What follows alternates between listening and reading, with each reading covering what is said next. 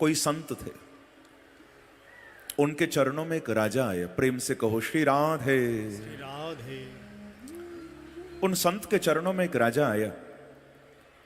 राजा को संतान नहीं थी, न बेटा था न बेटी थी। तो संत के चरणों में आकर राजा ने कहा कि गुरुदेव आशीर्वाद दो, आशीर्वाद दो। संत अपनी मस्ती में बैठे थे, उनके मुंह से निकल गया, जा राजा पुत्रवान भव, ऐसे कह दिया। अब राजा तो आशीर्वाद लेकर खुश होकर चल दिया, पर संत ने, क्योंकि बड़ा त्रिकालज्ञ महात्मा था, पहुंचा हुआ संत था, राजा को आशीर्वाद तो दे दिया, राजा भी चल दिया। पर के बाद संत ने देखा तो क्या, उस राजा की किस्मत में संतान थी ही नहीं। अब बड़े पछताने लगे कि देखो इसकी तो किस्मत में संतान नहीं थी और फिर भी मैंने कह दिया, आशीर्वाद दे दिया। तो संत ने मन में सोचा कि लो, आज तो ये बात मुझ पर ही सिद्ध हो गई, क्या कि बोला तो फंसा। प्रेम से कहो श्री राधे।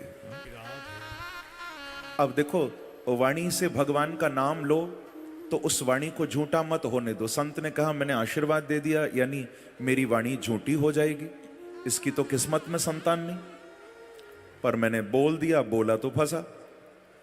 तो मालूम है क्या किया? योग बल से, ध्यान से सुनिएगा, योग बल से उस महात्मा ने अपना शरीर त्यागा और वो महात्मा स्वयं राजा का बेटा बन के जन्म लेके आए। प्रेम से कहो श्री राधे। श्री राधे। एक वाक्य बोलकर आशीर्वाद का ऐसा फंस गया संत कि खुद शरीर छोड़कर राजा का बेटा बन के आना पड़ा। अब की बार जब राजा का बेटा बन के वो संत आया ना, तो उसने संकल्प कर लिया कि अब मैं पूरा जीवन मौन ले लूंगा, मैं बोलूंगा ही नहीं। अब राजा को बेटा तो हो गया, लेकिन कमाल की बात थी वो बेटा बोलता ही नहीं था, क्योंकि वही संत है। संकल्प ले लिया, बोलूंगा नहीं, एक गूंगे की तरह जीवन बिताऊंगा, संकल्प ले लिया। एक दिन राजा का वही बेटा, पीछे ना महल के कुछ मंत्री लोग वो शिकार खेल रहे थे, राजा का बेटा भी वहां पास में बैठा था। तो वो मंत्री हाथ में धनुष बाण लेकर शिकार कर रहे थे, महल के पीछे बगीचे में राजा का बेटा साथ में बैठा हुआ था, देख रहा था, बोलता तो था नहीं। तो उसी समय एक पक्षी छुपकर पत्तों के पीछे पेड़ पर बैठा था। राजा के मंत्री बड़ी देर से निशाना लगा रहे थे कि यह दिखाई दे जाए, वो छुपके चुपचाप बैठा था। अचानक उस पक्षी के मुख से शब्द निकला, वो कुछ बोला, और तुरंत जैसे ही आवाज सुनी, मंत्री ने वही निशाना लगाया और सीधे उस पक्षी का काम तमाम कर दिया। तो राजा के बेटे के मुख से ये शब्द फिर निकल पड़ा, बोला तो फंसा।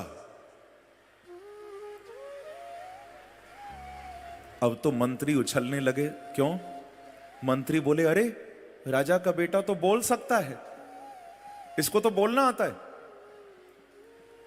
सारे महल में हल्ला कर दिया, अरे राजा का बेटा कोई गूंगा नहीं है, बोल सकता है, हमने उसको सुना है। पूरे महल में हल्ला मच गया। खबर राजा तक पहुंची। राजा उछलने लगा कि क्या बात करते हो, मेरा बेटा बोलता है? हाँ हाँ महाराज, हमने अपने कानों से सुना है, राजकुमार बोलता है। राजा ने कहा जल्दी लाओ, मेरे कान तरस रहे हैं उसकी आवाज सुनने के लिए, जल्दी लाओ मेरे पास। अब बेटे को लाया गया। मंत्री जी ने, राजा ने, सब ने हाथ जोड़े, बेटा एक शब्द बोलो जल्दी, हमारे कान तरस रहे हैं, जल्दी कुछ बोल के सुनो। पर वो बच्चा बोले ना, चुप बैठ। राजा ने खूब कह लिया पर बच्चा न बोले। राजा ने कहा कि मंत्री, क्या तुम दोनों मजाक करते हो मेरे साथ? मेरे बेटे का मजाक उड़ाते हो? मुझे कहते हो ये बोल सकता है, अरे बोलता तो क्यों नहीं बोल रहा आज? तुमने मेरे बेटे का अपमान किया, मैं तुम दोनों को सूली पर चढ़ा दूंगा, फांसी दो इनको। हमारे राजकुमार का अपमान किया, झूठ बोला हमको आकर कि ये बोल सकता है।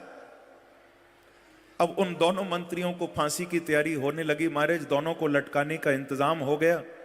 वो दोनों जैसे ही लटकने वाले थे तो उस बालक को दया आ गई, कहा कि फांसी रोक दो। क्यों? क्योंकि ये भी बोला तो फंसा। प्रेम से कहो श्री राधे।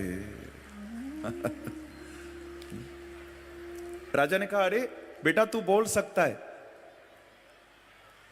तब सारा भेद खोला, कहा कि राजा मैं वही संत हूं, तेरा बेटा बन के आया हूं। तूने आशीर्वाद मांगा था और मेरे मुख से आशीर्वाद निकल गया था, मैं बोला तो फंसा। उधर तेरे बगीचे में वो पक्षी बैठा था, अच्छा खासा चुपचाप, कोई डर नहीं था, छुपकर बैठा था, लेकिन नहीं माना, बोला तो फंसा। और मुझे बोलते सुन लिया तेरे मंत्रियों ने, अगर वहीं चुप हो जाते तो फांसी पर नहीं लटकना पड़ता, लेकिन ये भी बोला तो फंसा।